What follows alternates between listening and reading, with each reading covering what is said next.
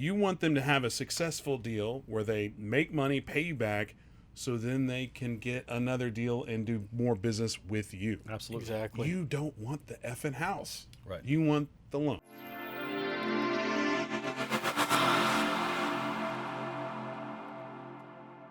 Hey, everybody, welcome back to Real Investing, where we talk about real investing for the everyday investor. Tim Herriage, host. Ryan Harper, Thank you. co-host. Yeah. Partner Sure. in crime. Mm-hmm. Producer, editor, Yep. critique. Not editor. Have people. And welcome to the circus. Today, we're joined by Jack Hodge. Say hi, Jack. Hello. Oh, hi, Jack. No.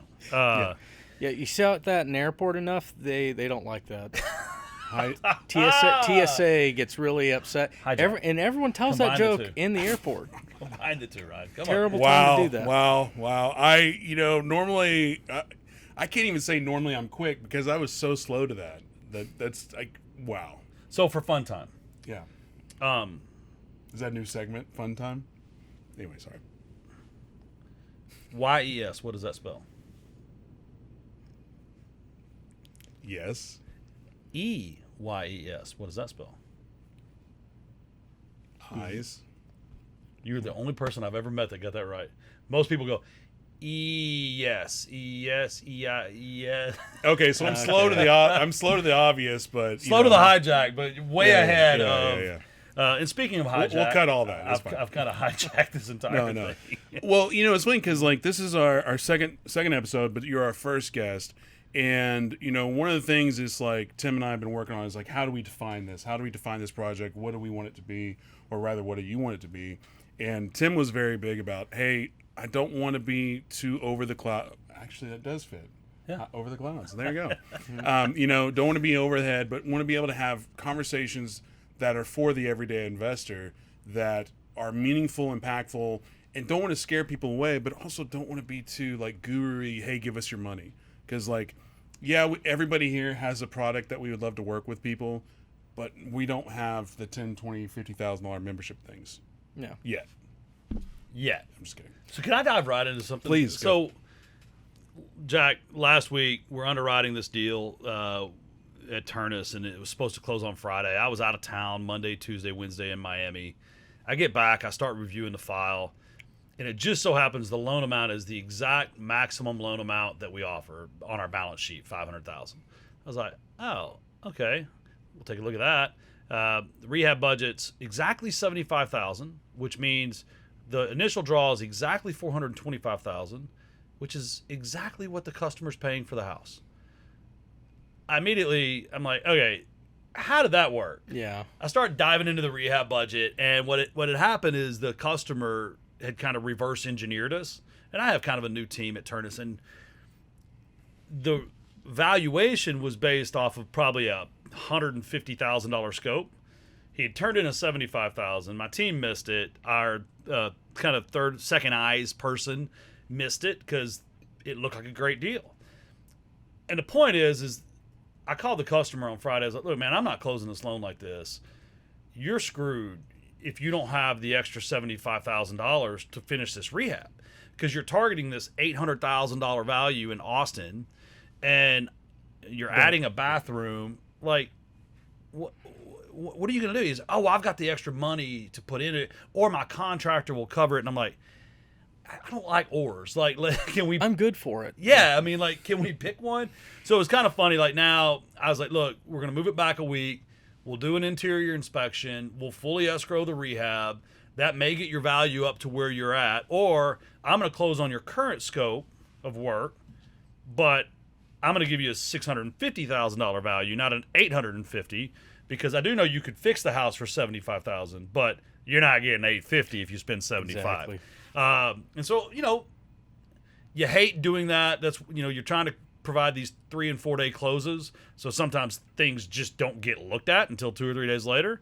But it was just kind of funny. I've been thinking about it a lot this week. It's like, hey, be careful, specifically in this, I'd call it a light retail market. I mean, the buyers aren't really plentiful, but neither is inventory, whatever. But I don't know. I mean, what do you think about like people that try to engineer the numbers to make the loan fit versus engineering the numbers to make the deal fit? That's a great question. So I don't think I've ever seen someone try to reverse engineer my program to kind of get money like that. Now, I've seen people try to scam, try to create fake comps in order to try to puff something up, Right. or they try to overinflate a rehab budget. Where I saw one guy put $50,000 for exterior paint on a 3-bedroom, 2-bath house. Yeah, that doesn't cost $50,000. I'll do it for and they're trying 45. yeah, exactly. Yeah, I'll do it for 40. Yeah, I'll do it for 44. No, but it's just I've seen stuff like that. But those people, they're not real investors. They don't know what they're doing. They're just trying to basically create some sort of fake budget in order to get the loan, and then they want to pull out of the rehab and then pay themselves while they're going through. I've seen that a few times. Thankfully, not that often. What I've seen more in terms on the underwriting side on the closing is people just don't check the comps that their realtor that they're working with is sending them, or their wholesaler that they're working with is giving them. I had someone down in Houston.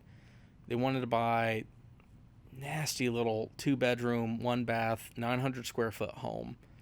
And they said, oh, this is going to be worth $400,000 when we're done rehabbing it. I was like, okay, what part of Houston is this in? Wasn't a nice area. I was like, okay. Look at the comp list, because all the comps came out to those numbers. They were using a duplex that was new build duplex. They had a house that was 5 miles away that had a pool and was like 2,000 square feet larger. And 5 miles in Houston is a lot of real estate. Yeah, exactly. I mean, it's just out of this world away. And that's not uncommon. I've seen stuff where there's another person wanting to do a loan out in East Plano here in DFW, and they were using comps not from Plano. They're using it in Richardson, and all the houses were inside of a gated community that was on a golf course.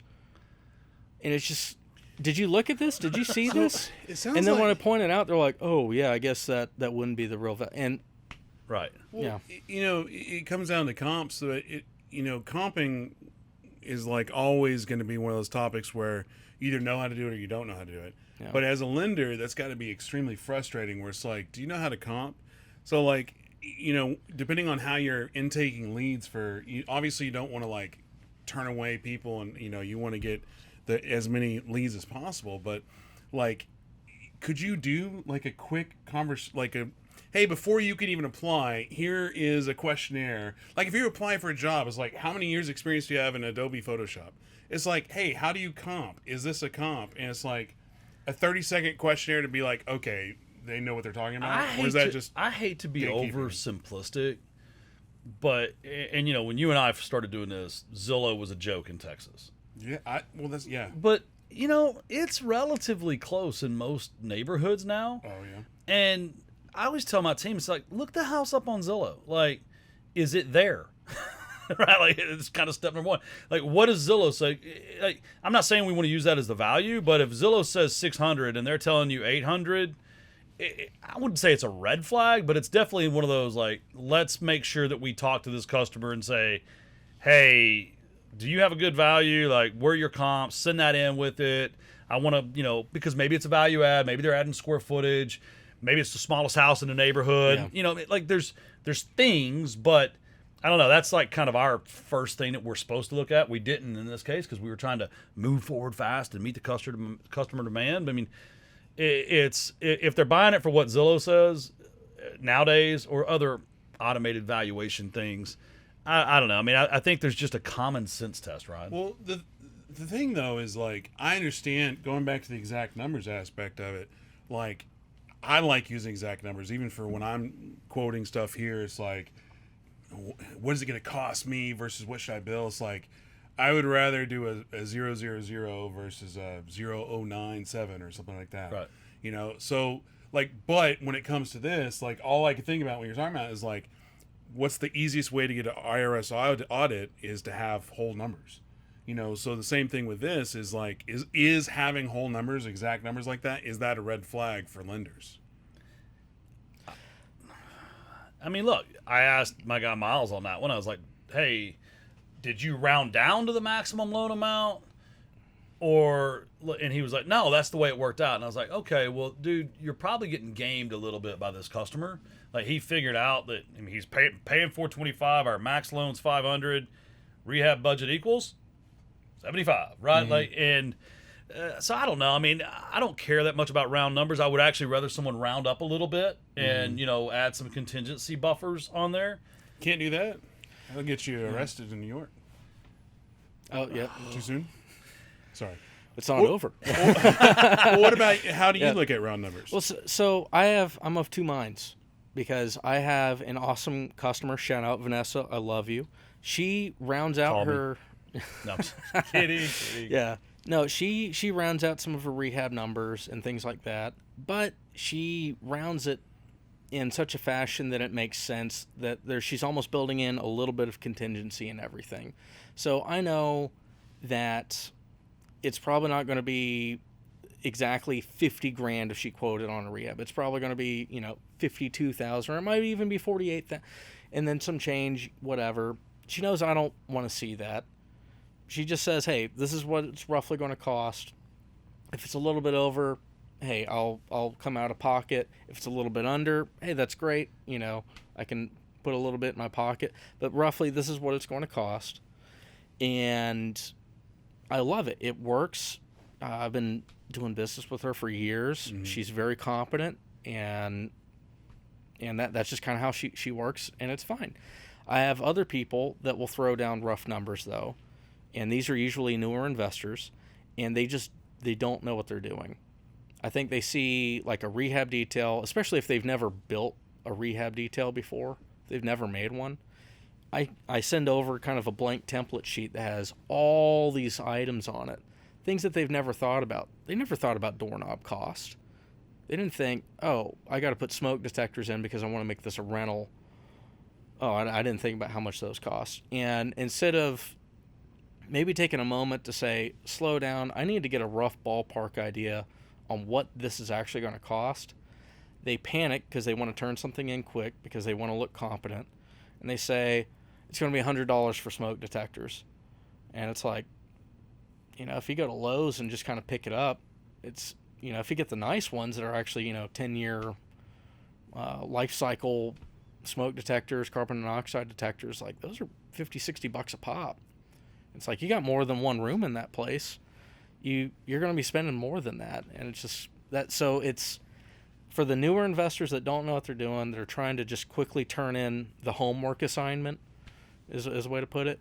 Yeah, it's not great, but for the people that really know what they're doing, yeah, it's a ballpark number, but it's really close. Well, I know like 5 years ago, it was like an ongoing joke with several of my friends that were like, because wholesalers, if they saw a wholesale deal that shed rehab 25,000, yep, they're like, it's that's not fake. 20, it's not 25. It's never 25,000. But that just meant they had no clue how to estimate what the rehab cost would be. But to jump on your point though, is I have never not heard a lender say, just loop me in. Like, tell me how to, like, what, I'm here to help you, because y'all's business is to lend money, and you want to lend money to a project that's actually going to pay you back. And if you lend money to somebody who doesn't know what they're doing, the chance of getting paid back they deteriorate. So like, every lender I've ever known is always like, hey, if you have questions, call us, ask us. Well, most likely we can help you or introduce you to someone that can, that not, like you said earlier, not because we are going to make money off of it or have a mentorship or going to teach you a rehab budget class. It's a great mentor of mine, John Beecham, said, loaning money is this is the way it works as a lender. One, you have to make loans to make money. Like, I'm in the business of making loans. That's how I make money. Number two, they need to be profitable loans, right? I can't give you the money at less than I'm paying for it. It just economically doesn't work out. And number three, I have to feel like the loan's going to be repaid, right? And if you run out of money in the rehab budget, right, the topic we're on right now, then you can't finish the project. And if you can't finish the project, how are you going to sell it or refi it? Because that's how I get repaid. So it's not about like trying to act like I know everything. It's more about like, I want to make sure that we don't set you up for failure, and then we're having really uncomfortable conversations in a couple months. I think there's like, especially with new investors, there's this mentality, or maybe a myth, or and I don't even know how it comes about, but it seems like with newer people in the business, they're like, oh, the lenders, they just want to get the house.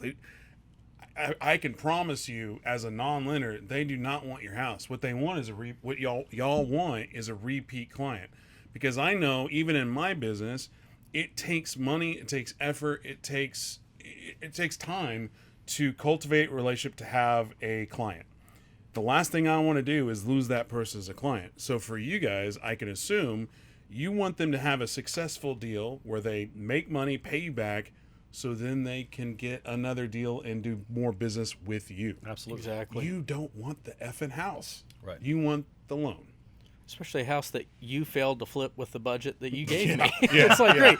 Now I got to come out of pocket for the rest of it. Right.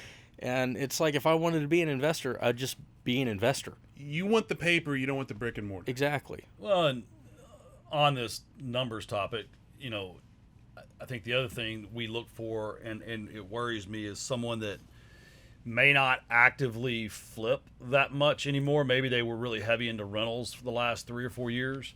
And now, obviously it's more difficult to do a rental because of taxes, insurance, interest rates, etc.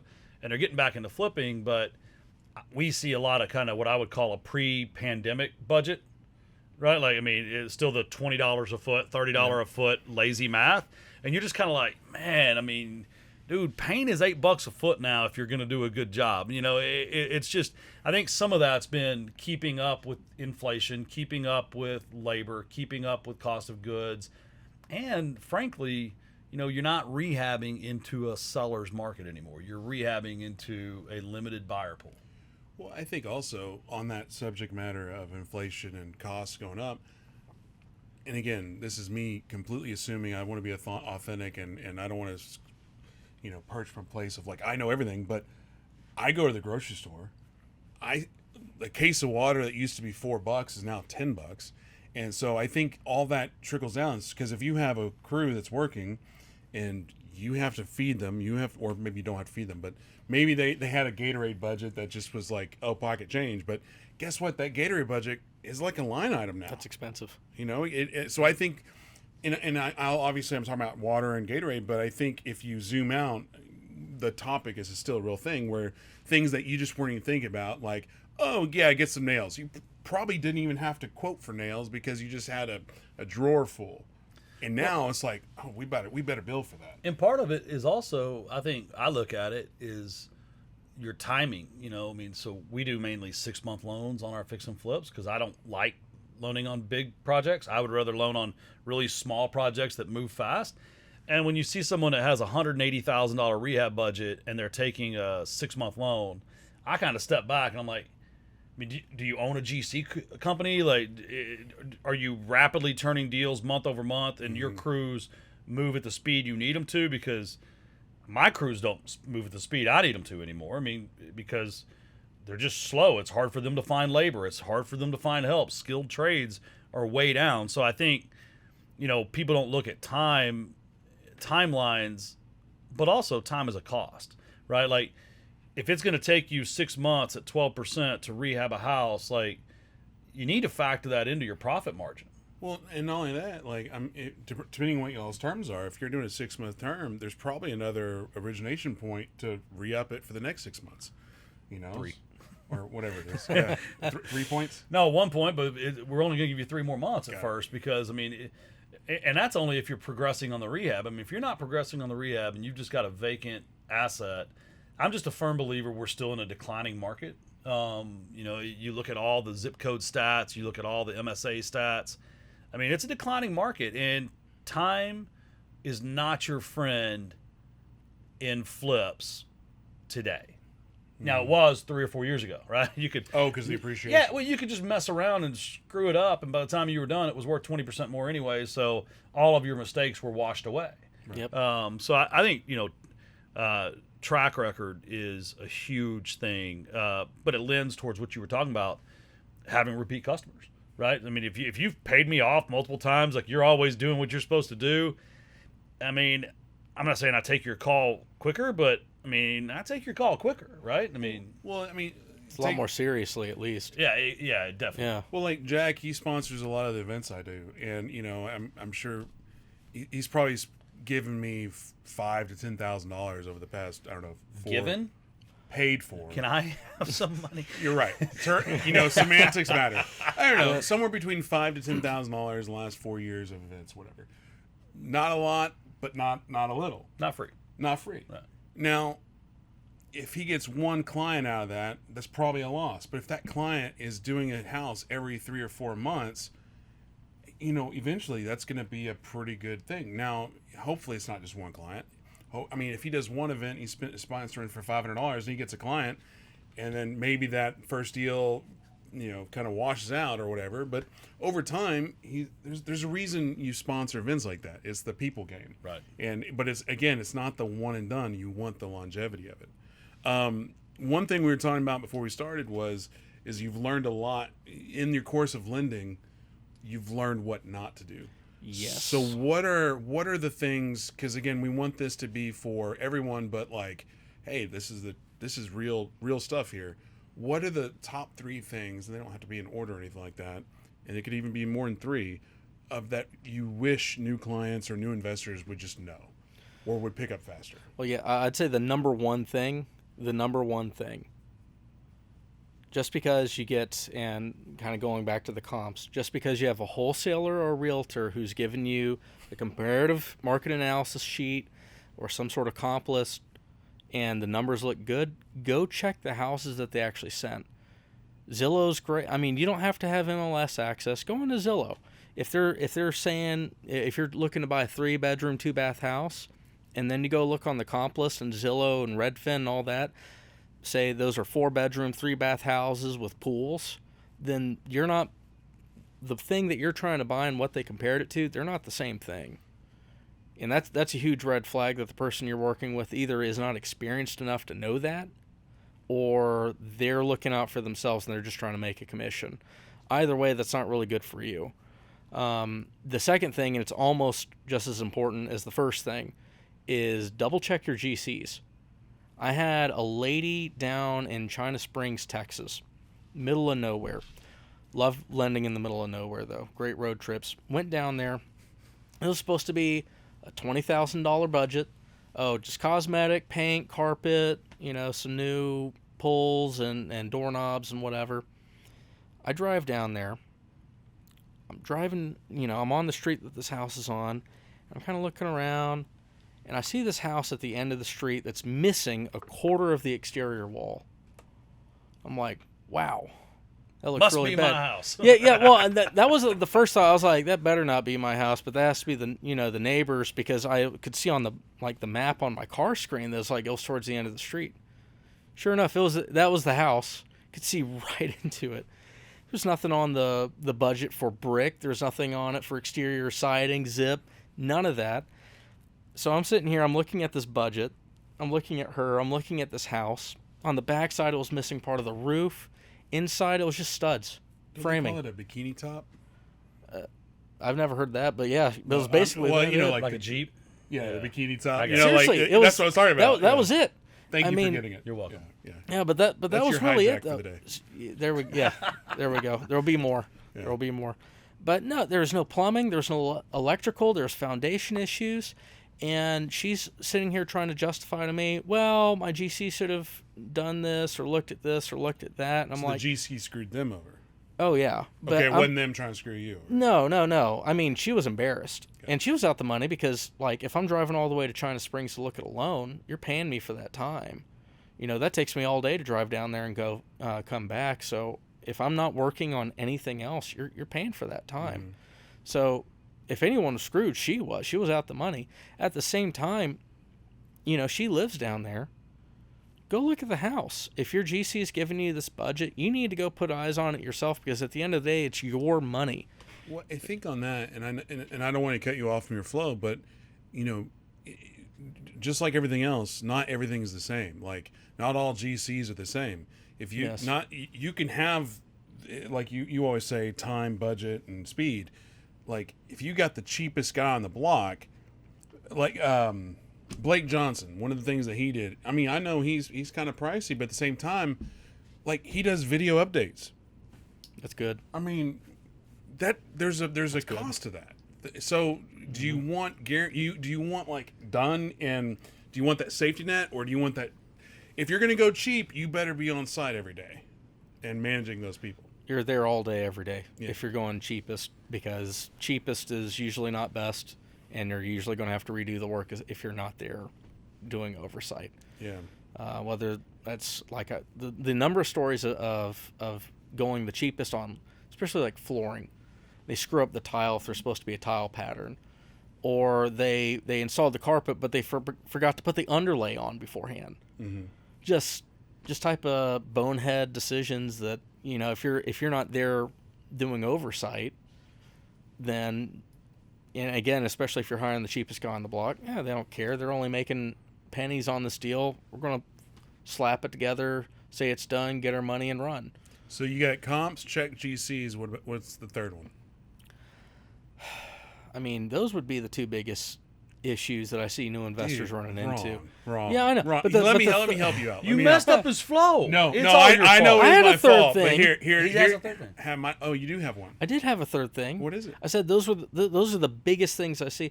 The third thing I see screwing people over is they're getting the wrong insurance policy for what they're doing. They're just looking for, like, number one, they don't think about the insurance until it's closing day, and it's like, oh shoot, I didn't get insurance. And it's like, I got 3 closings going on right now, and it's like the all house 3 of never them burns down the same day you buy it. Yeah, and it's like, but all 3 of those closings are delayed because I'm not about to fund a house that doesn't have insurance effective the second my money goes out on it. Right. So they're scrambling around. They're just trying to find something cheap that's going to meet the requirements. And what they always end up getting the first time around, if they're new, is like a dwelling fire policy.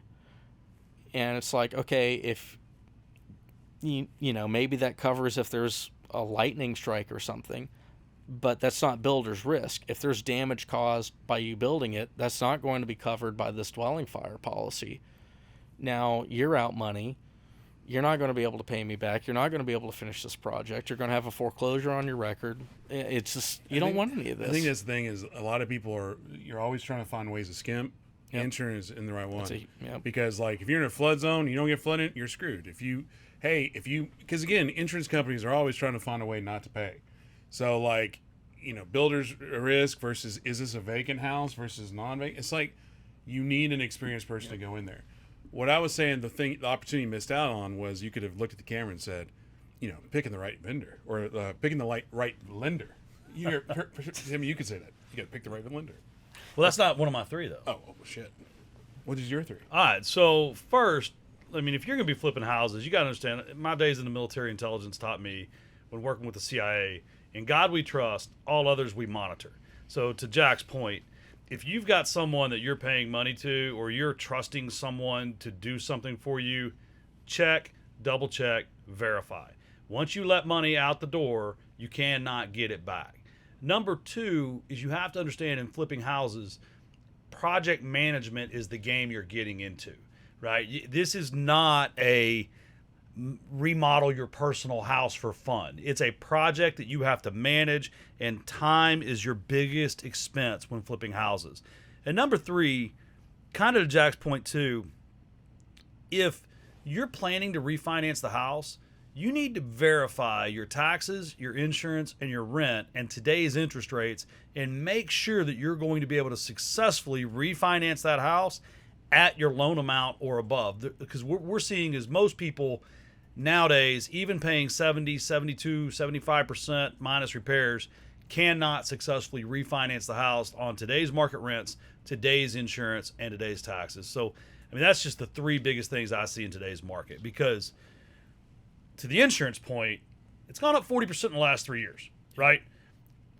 Checking these GCs, I mean, just in line with you, a complete agreement, like either go out yourself or, I mean, look, there's some cool technology. There's a cool vendor called Proxy Picks for like $20, and it's like 3 texts a month or whatever. You can text someone a link, and they have to go take pictures with that link, and it geotags and timestamps the picture, right? So maybe he doesn't have to drive to China Springs. He could actually text that and say, hey, go take pictures. Because then when he gets the report, it's on the map. Like, you know exactly where that human being was standing when they took the picture, at what time and date, right? So, I mean, because you talked about there's houses you haven't seen that you've invested in, right? I think we've all done that. Yep. I think you need to invest in technology. If you don't have the time, use technology so that you can inspect the work, inspect the progress, keep the project moving forward, and monitor what those people are doing. Yeah, I think that's an excellent point. It makes me think about, we like to bitch and moan about the glory days, about how, because we talked about inflation and how, oh, the cost for this is up, the cost for that is up. But at the same time is like, back in the day, you didn't have Google Maps, you had a Maps.go. And back in the day, you didn't have like Zoom links and you didn't have proxy pics. So it's yes, stuff is more expensive, but there's some efficiency. There's there. efficiencies and conveniences there, and I think it's like it goes back to like, man, the glory days of, man, it'd be really cool to live in a castle. It's like without AC and cable and electricity. So I think, every winter. and I don't know if that's relevant to this, but it's just something I was thinking about. I mean, it is. Look, I mean, when I started flipping houses 20-something years ago, you always had to pay an inspection fee, and the lender, hard money or not, sent someone out to do a pre-purchase inspection. And now with technology and some of the AVMs and things, we may not have to physically inspect every house or we can ask the customer to do it for us because we can verify that it is 123 Main Street in the pictures. It's not 126, right? Mm-hmm. Or even worse, a house on B Street. It's not Main Street even, not even in the area. So yeah, I mean, look, technology is definitely driving efficiency. One thing, there's some set standards of practices that we all live and die and breathe by. What are some recent things that, and I'd like to hear from both of you, but I'll go Jack first, is you do this every single time, but man, you missed out on one. Like, example, I know you got to be marketing. Tim taught me this 2012. Market. I don't care, you got 10 deals on the board, you're always marketing. Well, that applies to every single, because you got to keep the pipeline full. That applies to any kind of business, whether it be real estate or media production for me. The reality is, I forgot that, and I stopped doing that. I just recently started doing that again. But that's something I know. I know, but I'm like, oh, I'm a effing idiot. What is something that you know that you recently like, whoops? Or are you just like, I'm a computer and I do it every single time? Oh, I'm definitely not a computer. I would say the biggest thing for me, as lame as it is, marketing. I haven't, 2023, I kind of pulled out of sponsoring a lot of events. There's a ton of networking events that go on, here in DFW. I kind of drew back a little bit because I thought I was fine. Deal flow was good. I was happy where I was at. And then, all of a sudden things started slowing down. I was like, well, where'd all my customers go? It's like, well, I stopped marketing. Right. Stupid, Putting yourself out there. Yeah, I stopped putting myself out there as much. I got lazy, wanted to stay at home. I don't want to drive to Fort Worth or Richardson. I don't want to, spend my evening, talking to strangers. I'm going to sit at home, watch the Stars game or something. So I stopped doing that, and then deals stopped coming in. I was like, okay, I need to start going and doing that. I'd say that's my biggest thing. Yeah. That was recent. This one recently burned again after doing this way too many times. Read your loan docs. I mean, as the lender, as the borrower, read your loan docs. I mean, if you don't want to read every sentence, at least go check the important numbers. Like, what's the maturity date? Like at Ternus, we have a loan product that's a 30-day loan, and it's only 1% origination and 12% interest, but we don't give you a rehab draw. It's more for like people that want a wholesale, right? So smaller loan amount, quick turn loan. Well, we closed one last week that may or may not have had a 6-month term. It was a miss on our part. We entered it into the document system wrong. The customer made out ahead of us, right? So now I thought that loan would mature next week. Next week. It actually doesn't mature for another 5 months. Yes, I can exercise some things in the loan docs to force the person to with the correction addendum and all that, but that's just a nasty conversation. And same thing for borrowers. I mean, read, just if you can't read the whole thing, find your interest rate, find your maturity. Look for things like due on sale clauses, adjustment clauses, default clauses. I mean, and if you don't know how to do that, just like everything we talk about, there are plenty of attorneys out there that for a couple $100 will review it and talk to you about it. And so I would just say, like, very relevant to what Jack and I are talking about, both from the borrower and the lender side, especially if you're going to be a private lender, right? Read the loan docs. Just make sure it's right. And the thing I'm about to say might be controversial. I just want to say I am not a lender, and I am definitely not an attorney. You have really crazy tools now with AI, ChatGPT. You can upload those contracts, like, hey, this is what a typical contract is. You can say, hey, tell me what I need to know. And if you have a standard document that's always like this, you can always upload the other one to say, hey, is anything changed? What's different? Are any red flags? Again, that's not a replacement for an attorney.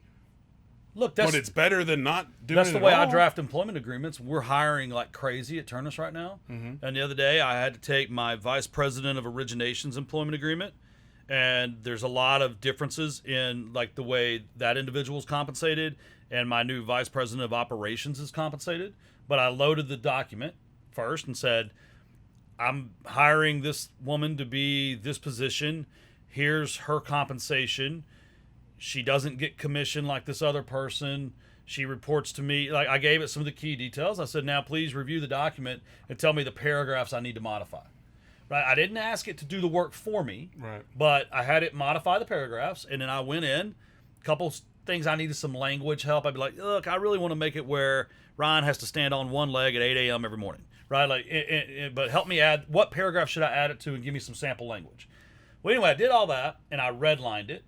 I sent it to my employment attorney, and they always change happy to glad and small dog to puppy, right? They're always going to make a change or two so they can bill you. But I didn't have to pay them to read the 10-page agreement and then have 2 phone calls and then have 7 versions, right? Mm-hmm. I cut a lot of the initial work down. Well, speaking of AI, how do you see, or do you see AI affecting real estate as an investor? Maybe not a lender, but as an investor itself. That's a great question. That might help out with rehab details. I wonder if they're, I'm not a computer guy, don't know anything about software, coding, anything like that, but I'm wondering if there's a way to take pictures or video of a house and then have an AI software program look at that and kind of identify, oh, the wall is damaged. That's going to need to be fixed. There's no electrical. That needs to be put in. And then maybe you put in the details of the size of the house, any maybe code-specific requirements that dictate you have to have this type of wiring or this type of plumbing fixture or whatever it may be. And maybe that could help spit out a budget. Yeah, it can. And I've seen it, and I've tried it. That already exists. Yeah. So there's, in ChatGPT, the new model 4Y or 4.0, whatever it is, there's a data analysis tab, and you can upload. Like what I did recently, actually, I was playing with it. I wouldn't say I would have used this budget, but it definitely helped me. I loaded a budget for like a 1,500 square foot house, and I said, here's a recent budget from a house I did. Notice it's 1,500 square foot. I'm doing another house of about the same finish out, but it's 2,200 square feet. In addition, though, it will need to be completely rewired. I'm going to need a lot of plumbing work. I think I said something like the finish out will be 10% higher. And it output a budget that at least got me some of the way there.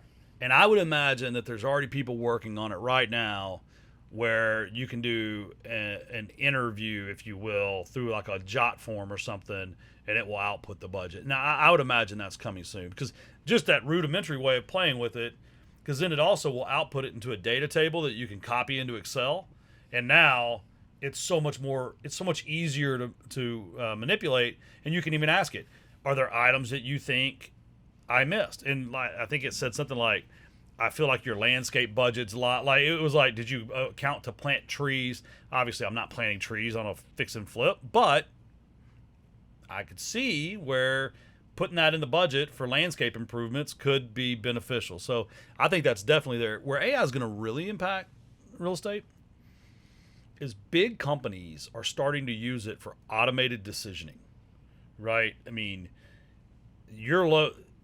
I was at a Salesforce conference last week here in Dallas for mortgage automation and artificial intelligence. It is amazing the things they're doing to auto decision loans, to pull in your credit report digitally, to pull in your bank accounts digitally, to overlay an automated valuation against the house, then apply the underwriting guidelines. And you're talking about 30-second loan decisions without ever speaking to a human being. So you think realtors in trouble? I think loan officers are even more trouble, because it's really just math. I mean, yeah, but for the investor side, like with what Jack's doing, or even with you're doing, I was like, you could do that, but I still think there's an art form aspect. And again, at the end of the day, it is just the numbers. Do the numbers work? But it's like comps. There's an art form to it. I have yet to see an automated comp. Yeah, they get close, but I mean, there's some times where a comp comes back, oh, this is a $300,000 house. You're like, this is right beside a freeway and there's a homeless camp beside it. That is not a $300,000 house. Yeah. That's worthless. There's another lending company out there that I won't name for obvious reasons, but they have an automated system to do comps, and I've run some of their stuff on deals that I've funded, and they're just all over the place. They're either way undervalued or they're in some cases way overvalued. I mean, I'm not talking 50, 60. I'm talking $250,000 to $500,000 over or undervalued on some stuff. And I'm not saying it's going to be like that forever. There's kinks in the system. I'm sure they're going to work them out. Right. They're going to train their software to be like, hey, yeah, that mansion that, yes, is less than a mile away from the house, that's a completely different thing than this 3-bedroom, 2-bath home that's 1,200 square feet. And, right now, it can't figure it out. It just says, hey, it's close, and it also recently sold. But what you said is human. You set, this is what we're doing right now. You set human interactions with the data. So if you tell me the house is worth $350 and my automated valuation model says $330, that's within 10%. We go with the $330, but we make you the loan offer right then. There's zero more conversation about the value and your max loan amount. And what we find is a lot of investors would rather have that speed than the extra $14,000 in loan amount. But if it's beyond 10%, then we pull a second automated valuation and average the two. And almost every time it gets within 10%. And we're doing that kind of manual right now. But I do see a time, specifically at the speed technology is evolving, that you can build the string of if this then that, if that then this, and you can get to a loanable number very quickly without utilizing humans. And you are going to have the homeless camps and the highways that mess those up. But if you're doing volume, like we intend to, I mean, we closed 40 loans last month in our 5th month in business. We'll be at 100 loans a month by the end of the year. If I have 2 go bad, but I'm saving $20,000, $30,000 a month in human cost and OpEx, I can afford a couple loans to be bad. So you're going volume and you're going more efficiency and that kind of thing. I like quality. Yeah. Yeah, I'm much smaller than Ternus, obviously, but you look better. There we go. His boots are nice. Yes, they are. You like that compromise? I couldn't agree with. You've grown so much. You've grown. No, but I mean, both systems work. It's just they're just two different models. Obviously, they both work though. Yeah, obviously, I'm kidding. But like, you bring up some people want speed. So what is it most people? Because I know it's like some people want money, some people want speed. But in general, what is it that investors do you think? What is the thing that they need the most? You ever seen that show Deal or No Deal? No. Well, is it the briefcase one? Yeah. I mean, I know of it. I think they just want to know that they have money lined up for the closing day as soon as possible. Mm-hmm. Like, they don't want the deal terms to change. They don't want to go through the 2 weeks of not knowing. And so I feel like dependable, consistent capital is what they really want. Gee, that sounds dependable. Consistent capital. That's a log line, man. I've been saying that was the first thing I said to Blackstone in 2013 whenever I met with them in New York. Yeah. All investors want is dependable, consistent capital. They don't want the terms to change. They want to know that with Jack Hodge, if I run my comps and I know what I'm doing, the odds are he's going to agree with me and he's not going to yank me around. They want to know with Ternus that I'm going to tell you within 24 hours exactly what your loan will be, and there's no more discussion about it other than what day do you want to fund, right? Like, because at that point, so many of these customers, they got the extra 20 grand to put down. They don't care. If I change their budget to 80 instead of 65, it's fine if they know now. You can't tell them on the day of closing, because most of us don't keep a bunch of dry powder sitting there idle, right? So I think both ways work, because if I quickly tell you a number that is different than you were expecting, either A, you can go to someone else, or B, you can say, yeah, that works. But what I can't do is say that works and then change my mind at the last minute. And I'm not perfect. Look, I mean, I just got through telling the story how we had to do that one in Austin last week. It was a failure of process inside our company. Yeah.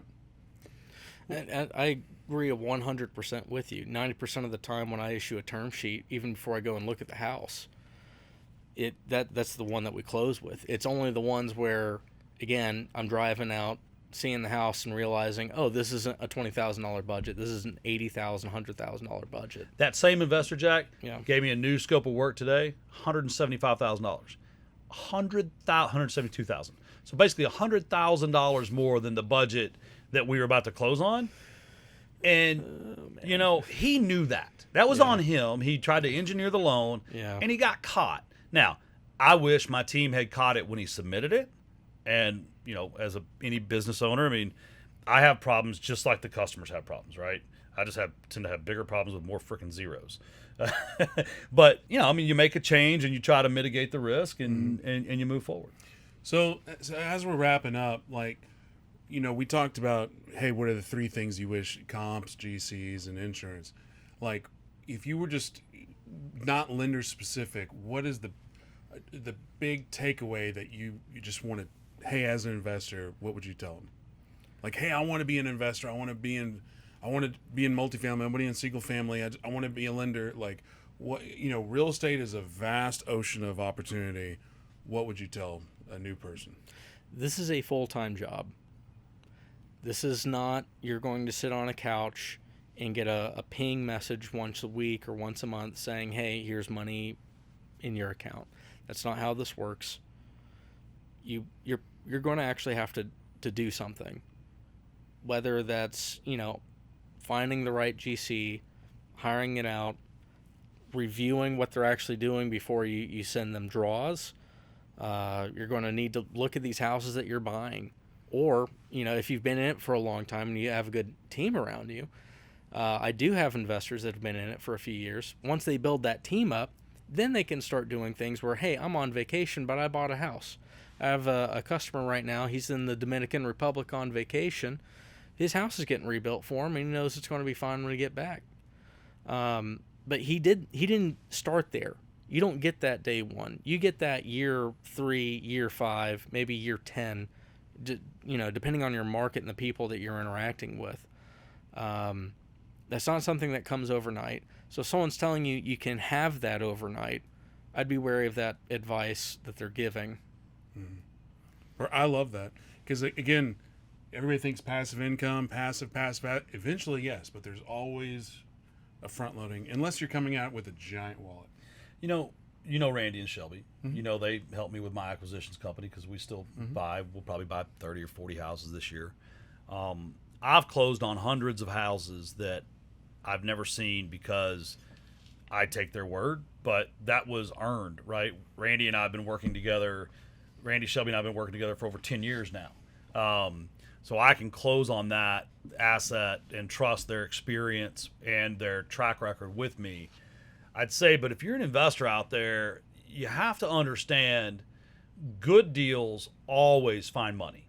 If you have a good deal, money should be easy to find. And when you can't find money or a partner, you really have to question your deal. And I think the biggest problem people have is the numbers don't work. So I think my biggest piece of advice is just always remember Blake Johnson, who we mentioned earlier, says it's your investment, not your home, and the numbers have to work.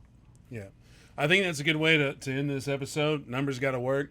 Jack, thanks for being here. Tim, thanks for having Thanks, me. Jack. Thanks for coming in. And Absolutely. we'll see you next time. Happy to be here.